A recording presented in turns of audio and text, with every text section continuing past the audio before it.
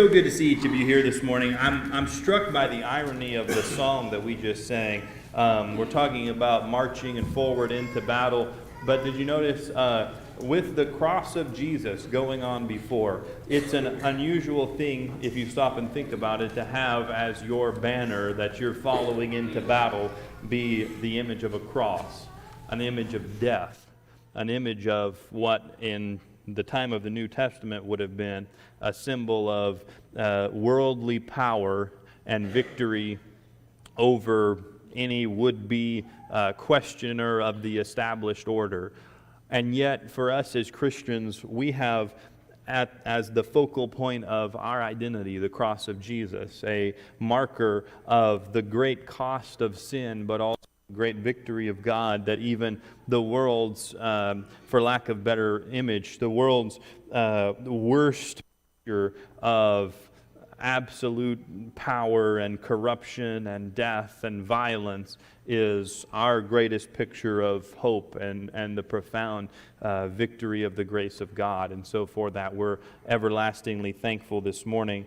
A couple things before we get started. First of all, I want to say that we have coming up, and you see this in your bulletin, we have the summer series that's beginning on Wednesday. Want to invite you to be sure to come Wednesday night and to hear. We have Bruce Green is going to be kicking us off. Bruce always does a great job, and you'll be blessed to hear that. I also want to talk about the fact that we have a barbecue this afternoon at 5 p.m. and a singing, and so we're looking forward to spending time fellowshipping with one another and enjoying a good meal, and also the singing and company that we will enjoy together tonight. So you're invited to that as well. And then lastly, I want to echo what Noah said and what Stan said, which is a big thank you to all those who participated in VBS. Today, we're going to kind of wrap up what we started in a sermon on Sunday morning, but also wrap up from a week of VBS and kind of continue with this theme of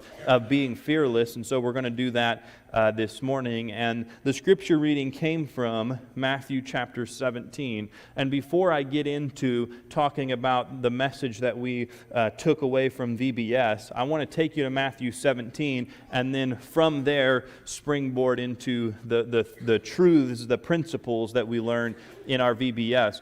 In Matthew chapter 17, you find Peter, James, and John at what's called the Mount of Transfiguration in your heading probably. But they go to the Mount, and Jesus it's called the Mount of Transfiguration because Jesus is transfigured there, right?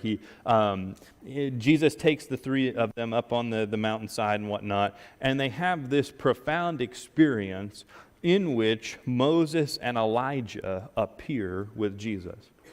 Now, if you look here in Matthew chapter 17, Jesus is there, and in verse 3 it says, "Behold, there appeared to them Moses and Elijah talking with him.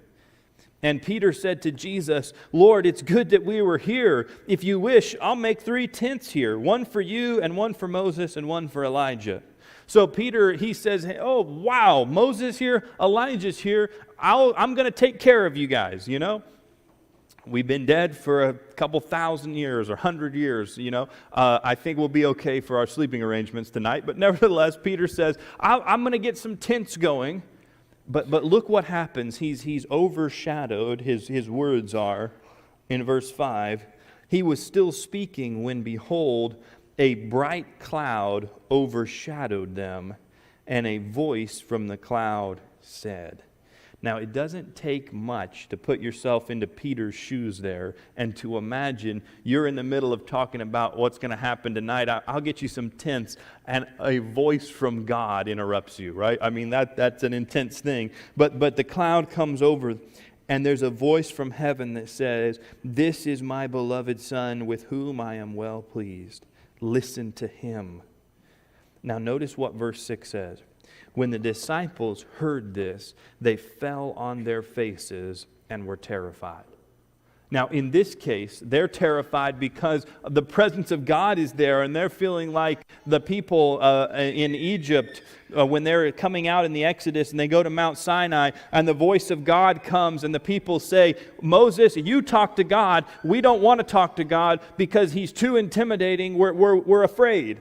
And so they nominate Moses as kind of their intermediary with God. They say, please talk to him, Here, the voice of God comes and they're afraid. You know what? There's a lot of things that make us afraid that are not the voice of God in our world. There's a lot of things that we talked about last week. There's a lot of things that were on the walls in this building last week that make people afraid. And when you read Matthew 17, and you read about the experiences of the disciples there on that hillside, what I'm struck by is what verse 7 says, which is really exactly what I was trying to say last Sunday as well. In verse 6, they're terrified. In verse 7, but Jesus came and touched them, saying, rise and have no fear. Rise, be fearless. Rise, don't be afraid. And when they lifted up their eyes, they saw no one but Jesus only. Now listen, I understand in the context here, Moses was there, Elijah was there, and when they look up, those two aren't there and they only see Jesus.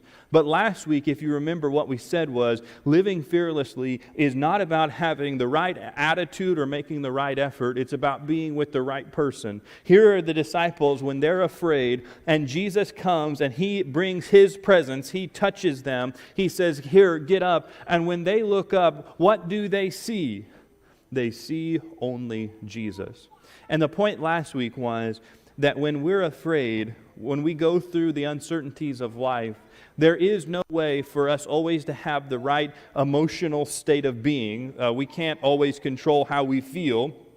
In the same way, there will be things that are far beyond our talents and abilities, problems, sufferings, whatever the case might be, that just an amount of the will, an effort of the will, is not going to be enough.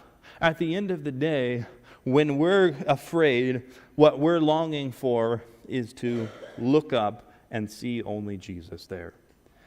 Because it's with the presence of Jesus that we're able to live fearlessly in a frightening world.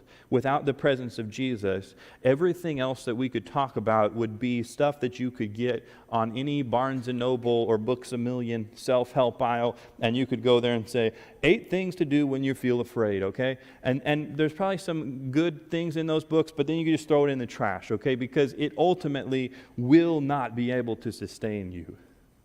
And if, when we're coming together as a church family, if at the core of why we're together is not because of the adequacy, the sufficiency of Jesus Christ for us, then ultimately this too is something that we could say, it doesn't really matter. Because Jesus didn't come to say, here's 10 ways you can live fearlessly. Jesus said, let me live fearlessly so that you don't have to. So that you can look to me and say, I can no longer be afraid, not because of me, but because of the one that I'm with. And so we said that last week, and then we went into a great series of lessons in our vacation Bible school. We had a number of volunteers, helpers, tour guide, leaders. I forget all the names. We had teachers. We had all these different people that are participating. Did a wonderful job. And they taught us 5 things. I'm going to teach them to you. And if you've already heard them, well, it'd be a great exercise for you to really devote them to memory. But some people I know were, even the ones that we had here volunteering, some people were in places where there wasn't actually the lesson. There were other activities going on.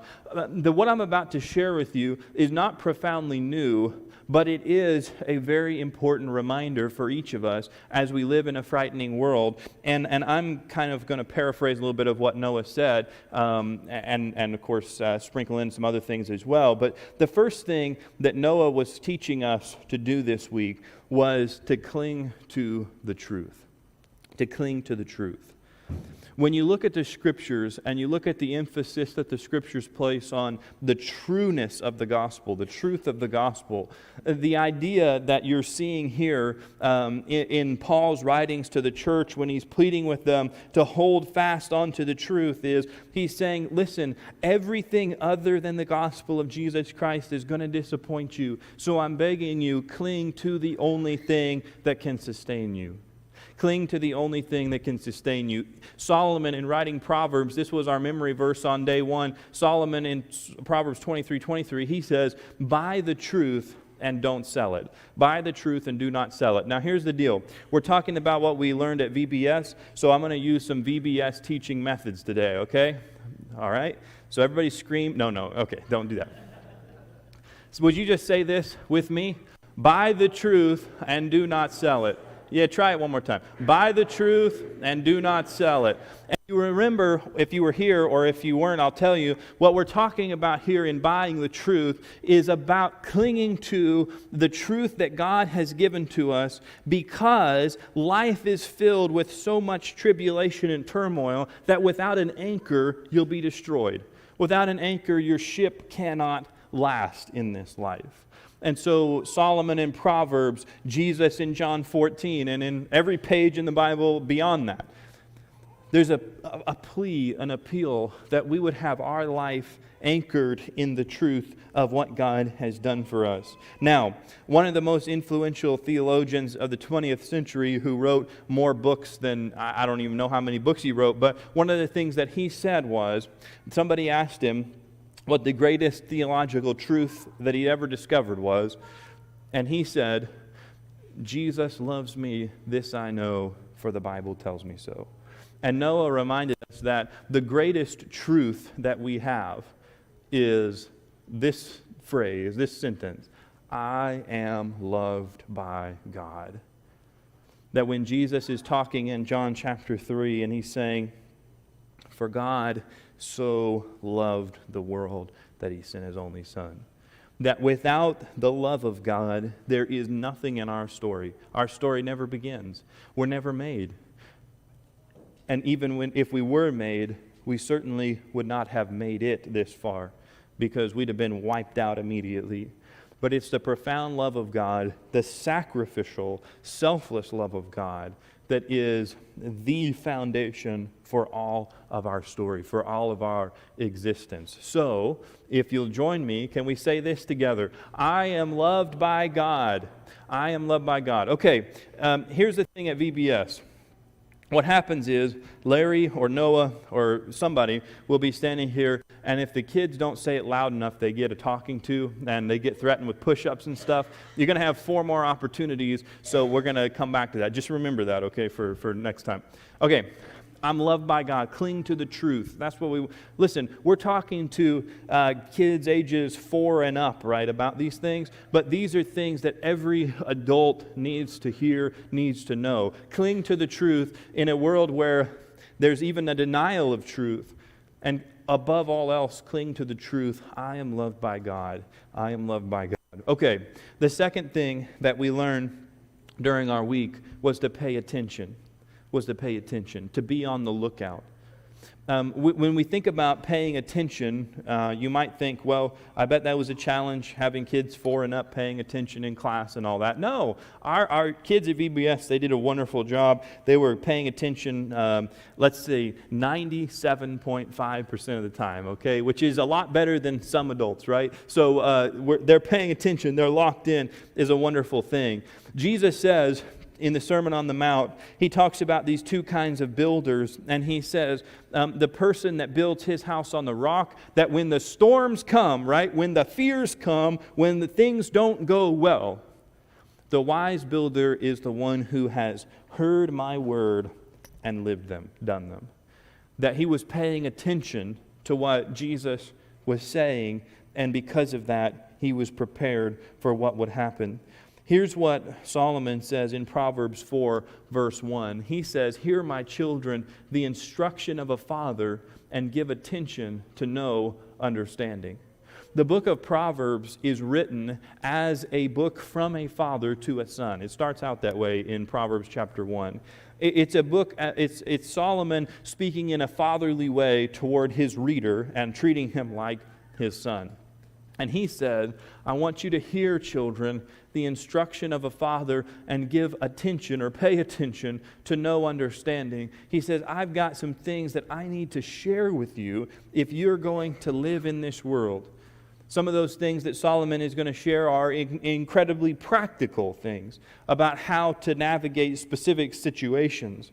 But above all else, the Scriptures are going to teach us not so much about the particulars, although that matters, but they're going to teach us to pay attention to the one who came for us. To the one who came for us. When we're paying attention, we are remembering that our reliance is not on ourselves, but on our Father. That our ability to live life is not based on our wisdom, but the understanding that God can provide for us. I want to ask you a question, and I specifically want to ask the adults this. What has God been teaching you recently? What has God been teaching you recently?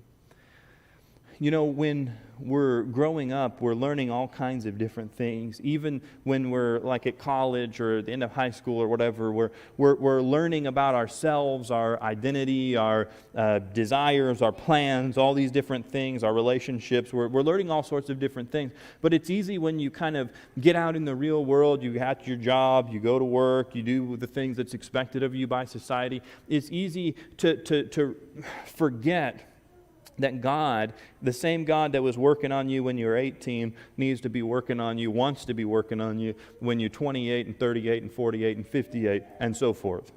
What has God been teaching you lately? And the reason I ask that question is, if there is no ready answer for you, it is not because God hasn't been trying to teach you something. It might be because we're not listening to what God is trying to teach us.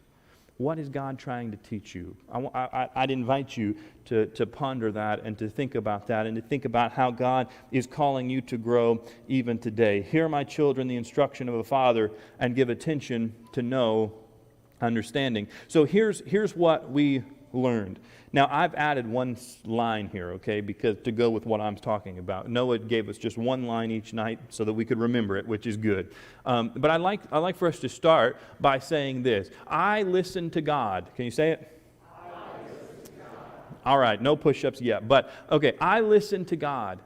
If we're going to be followers of Jesus, then we're going to have to listen to God above all of the other voices in the world, and there's many.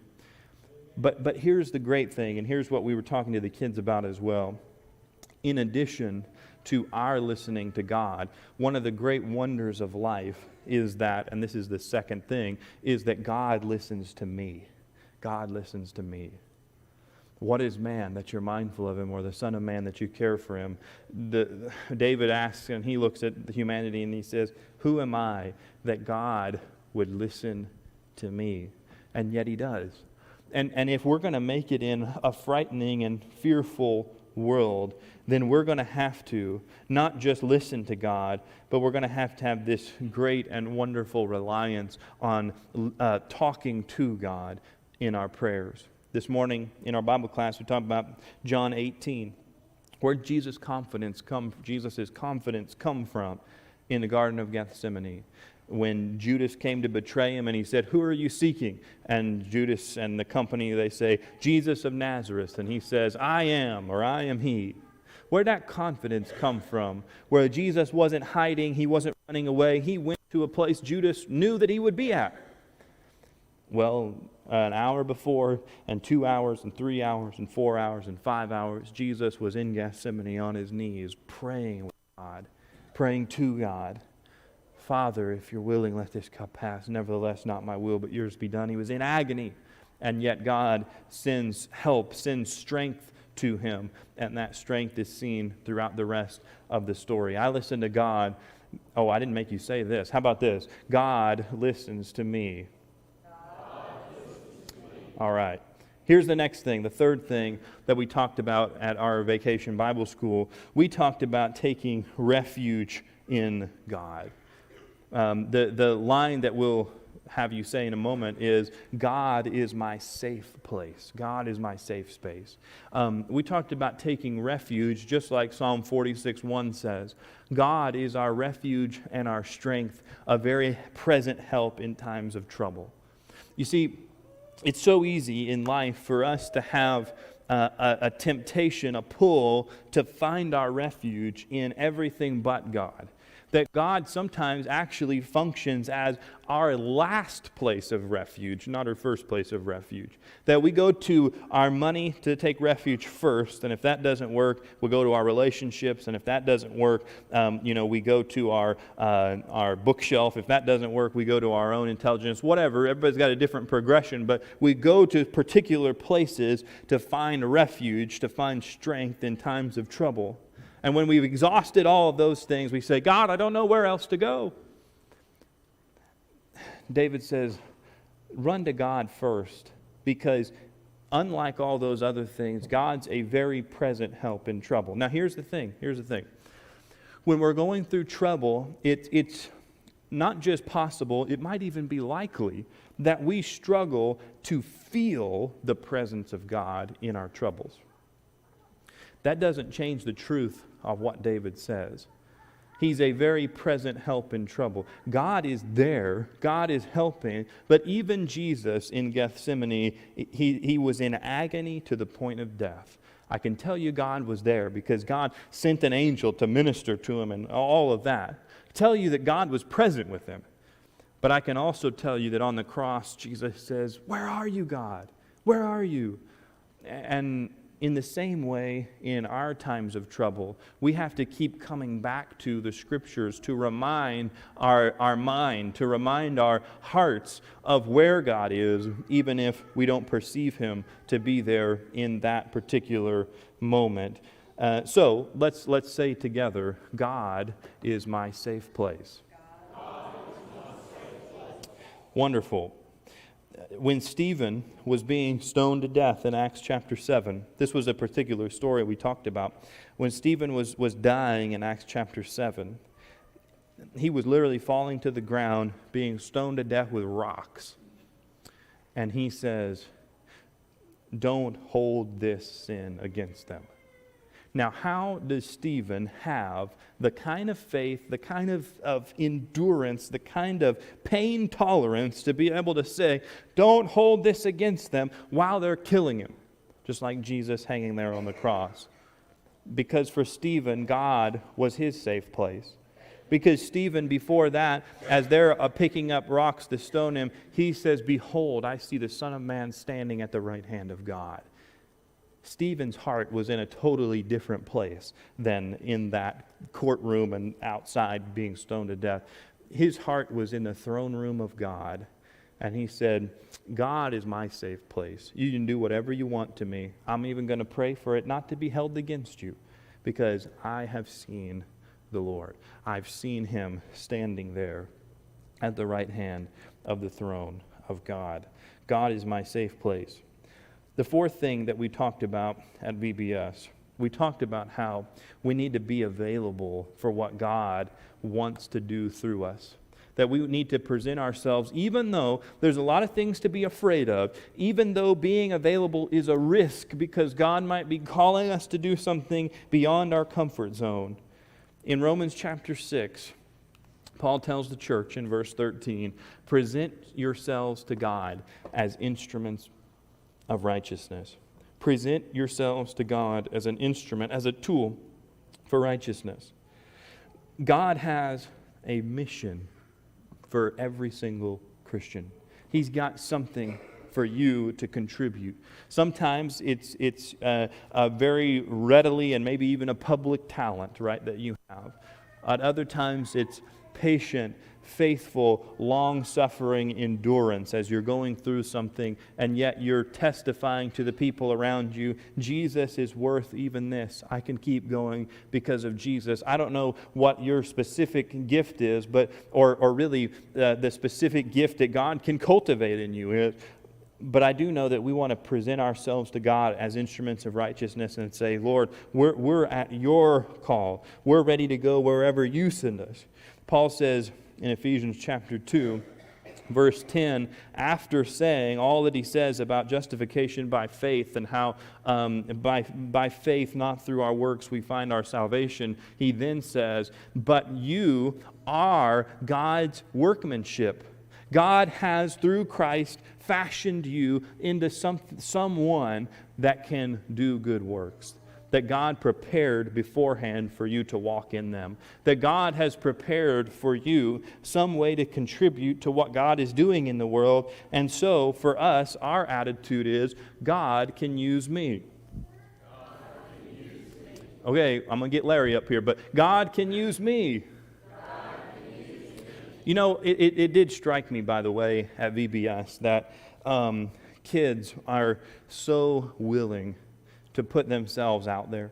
Kids are so willing to live fearlessly, even at VBS, right? Somebody says, "Are you having fun?" They say, "Yeah." You know, I mean, they're passionate, they're excited. Let's not lose that, right? We have the greatest story ever told in Jesus Christ, and we want to keep that enthusiasm, even if it manifests itself a little bit differently now. All right, the fifth thing, last thing. We talked about how our availability to God, because we are with Jesus and can be fearless, our availability needs to go beyond the confines of the building. It needs to go beyond Sunday morning and Wednesday night. It needs to go beyond being in a small group or being active in our summer activities, our summer of fellowship. It needs to go beyond church events. We need to think more about redeeming our time, about using our time as borrowed time from God. Paul's going to tell the Colossians, he says, I want you to walk in wisdom toward those who are outside, redeeming the time. Another translation says, make the most of the time, or something like that. But for Paul, every moment was an opportunity.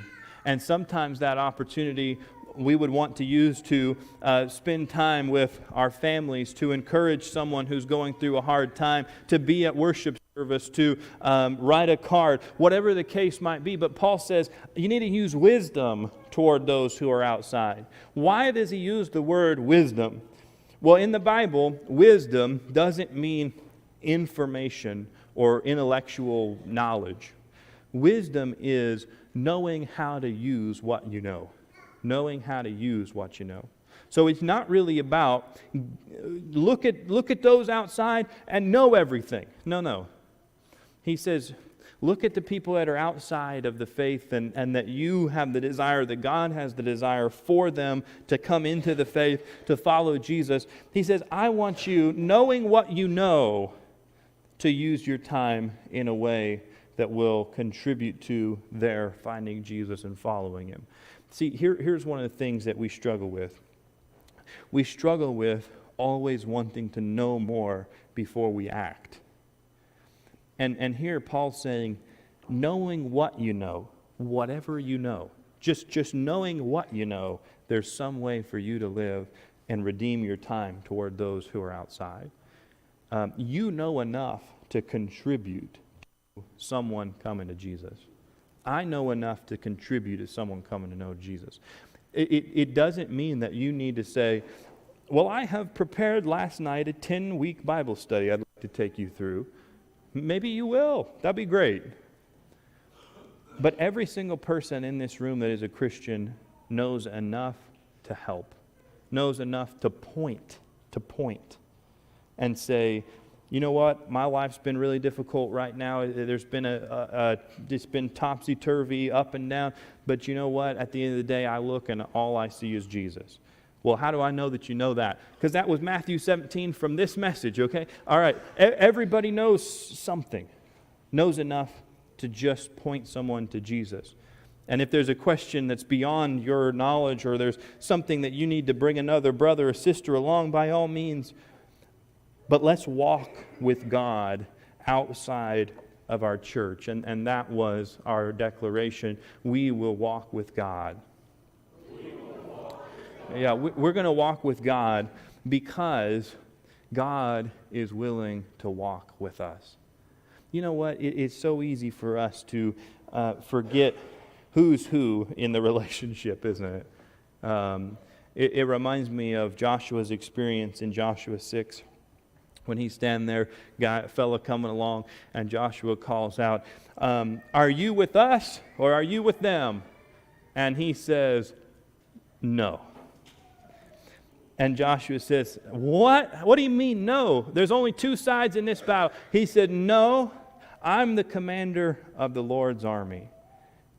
And my Nathan's version is, so are you on my side, right? That's what the commander is saying. We're going to walk with God only because God has called us and invited us into the profound privilege of walking with Him. Because God has said, I'll walk with you. No, yes, He'll walk with us today, but only because God said, I'll come down and walk with you in Jesus Christ. I'll walk even to the cross for you. And ultimately, coming up out of the empty tomb, Jesus says, and now I live for you as well. We'll walk with God because God has already walked with us, and He's walking with us still. What we've said then in 5 phrases is that you are loved by God, heard by God, secured by God, you can be used by God, and you're invited to walk with God if you're not already doing so today. In fact, if you're here today and you want to begin that walk, you want to make your pledge of loyalty to Jesus, right? You want to confess Jesus is your Lord.